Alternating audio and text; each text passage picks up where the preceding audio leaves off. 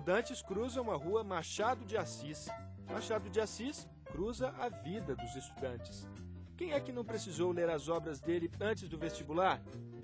Bom, Machado de Assis é um dos grandes escritores brasileiros de todos os tempos, né? Para alguns é o grande escritor brasileiro, né? Machado de Assis nasceu no Rio de Janeiro, filho de gente muito simples. Um homem, né, descendente de escravos, né? Com uma pele mais escura, assim, não há dúvida de que ele deve ter enfrentado algum tipo de resistência, de preconceito, né, ao longo da sua trajetória. Não há muitas informações, a gente não sabe exatamente se ele frequentou ou não escola, né? É claro que lá pelas tantas, né, ele muito provavelmente terá suprido essas carências de formação iniciais a partir de um grande esforço como autodidata, né? Ele mesmo disse, deixou registrado isso, que ele frequentou o Gabinete Português de Leitura, né, o Real Gabinete Português de Leitura, que era uma das principais bibliotecas do Rio de Janeiro no século XIX, e frequentou, né, leu muito ali, né, então, como autodidata, ele foi suprindo essas carências, né, e lá pelas tantas, dado o seu talento evidente, né, ele foi sendo solicitado cada vez mais para colaborar na imprensa do Rio de Janeiro, trabalhou como repórter, como jornalista, né, como crítico literário, como crítico de teatro, né, como cronista, e viveu, né, a primeira fase da sua vida profissional com esse tipo de coisa, nesse tipo de atuação, né.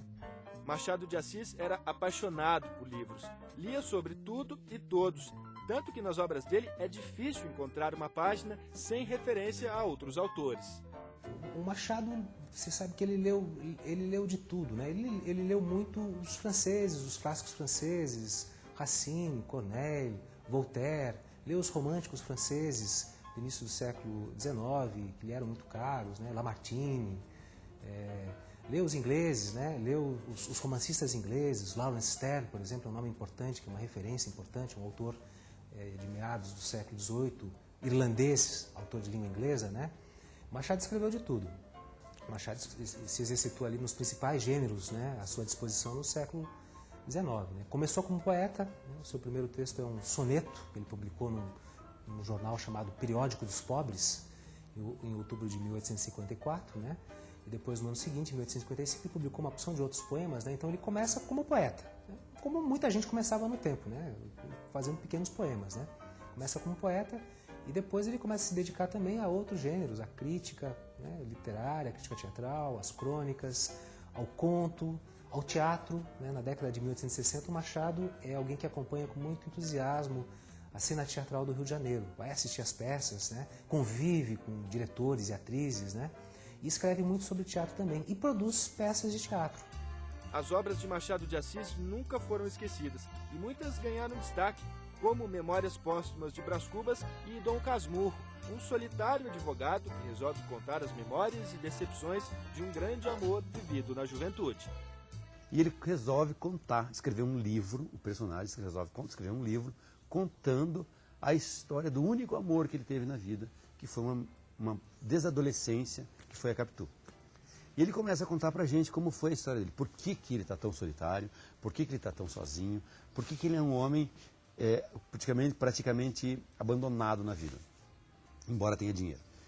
E ele coloca toda a culpa na Capitu.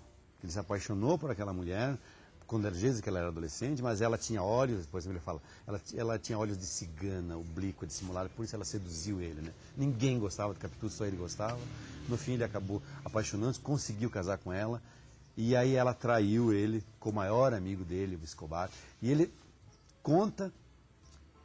Mas ao mesmo tempo que ele conta para você dessa terrível traição que fez com que ele abandonasse ela, mandasse ela embora, mandasse ela, o filho, mandasse todo mundo embora e ficasse sozinho, ao mesmo tempo ele vai te deixando pistas na narrativa que vai te colocando em suspeição. Você fala, mas será que ele não está mentindo para mim? Nos livros, Machado conversa com o leitor, ironiza, estilo que o faz moderno mesmo 100 anos depois de morrer. Até hoje, uma das coisas mais míticas da literatura brasileira é a história se Capitu traiu ou não mentiu. Não tem como saber, não tem. Não existe chave que desvende o livro Dom Casmurro que você possa dizer, Capitu traiu ou não traiu, mentiu. Não existe, não existe. E isto faz do livro uma coisa presente até hoje na história da literatura brasileira, assim, de uma maneira impressionante. Em Curitiba, a Rua Machado de Assis faz esquina com José de Alencar, encontro que também aconteceu na vida real. É interessante, né, a gente encontrar em Curitiba, né, uma esquina das ruas Machado de Assis com José de Alencar. Né? É uma esquina que existe na geografia curitibana, mas é uma esquina que existe também na geografia literária brasileira. Né? Machado e Alencar são os dois nomes do romance, da prosa, da literatura brasileira do século XIX. Né? Machado, mais novo do que o José de Alencar, era um admirador do Alencar. Né? Eles eram amigos, foram contemporâneos, né? Eram amigos.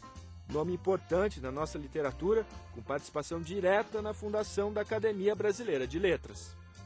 Machado de Assis esteve ligado ao grupo que organizou e fundou a Academia Brasileira de Letras em 1896. Né? Ele foi, inclusive, o primeiro presidente da Academia. Né? Quer dizer, ele era alguém que achava que a Academia fazia sentido. Né? Ele investiu energias na organização dessa agremiação, né? E durante muito tempo, até a morte, ele foi o nome principal da Academia Brasileira de Letras. Era um autor que mergulhava na alma das pessoas. É difícil, né, defini-lo assim em poucas palavras. Né? Eu acho que o Machado ele acaba... Quer dizer, por que a gente estuda e lê o Machado de Assis ainda hoje? Né? Quer dizer, há alguma coisa de tal forma viva na sua obra, né, que fala a nossa sensibilidade contemporânea, né? Olha, se você pensar racionalmente, o que me chama a atenção na obra do Machado de Assis é o estilo, é a maneira dele escrever, que é original, é o que faz dele um autor moderno. 100 anos depois da sua morte, ele é moderno. Poucos autores brasileiros têm a liberdade com a palavra, a liberdade com a construção da narrativa literária como o Machado de Assis tinha. Ele o tempo todo parecia que ele estava escrevendo de longe e olhando nos olhos do leitor, o tempo todo. Machado de Assis morreu em 1908, mas as obras que ficaram jamais vão morrer e ganham um mundo, inteligentes e atuais.